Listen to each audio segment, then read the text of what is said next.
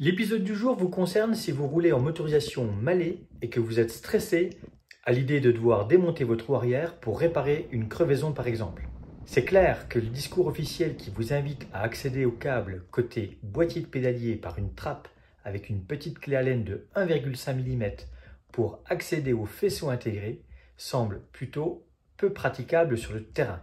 Surtout qu'avec vous, sur le bord de la route, vous n'aurez pas l'outillage de l'atelier. Mais au mieux, une clé plate de 17 mm ou une BTR de 8 mm.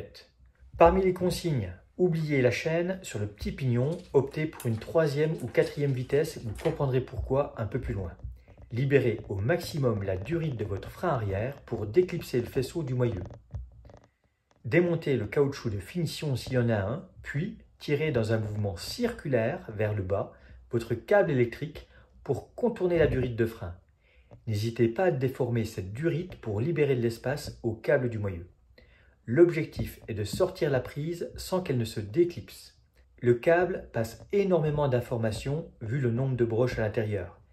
Du coup, il mérite le plus grand soin. Côté axe, sous les écrous, une rondelle de chaque côté avec un système de blocage pour que la roue reste bien en place. Évidemment, avant de démonter le deuxième côté, mieux vaut retenir la roue.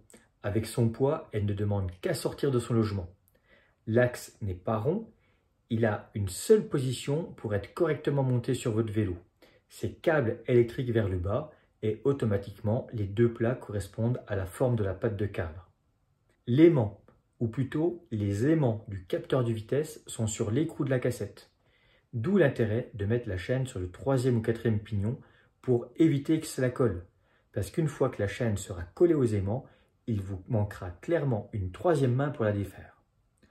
Ensuite, il vous suffit juste d'engager la roue, de remonter les rondelles de chaque côté, puis les écrous et de serrer ceux-ci. Puis, toujours dans un mouvement circulaire, de remettre le câble dans le cadre et de le reclipser. Pour valider que tout fonctionne, allumez le moteur et faites tourner le pédalier. Vous devez entendre le moteur fonctionner par son petit sifflement.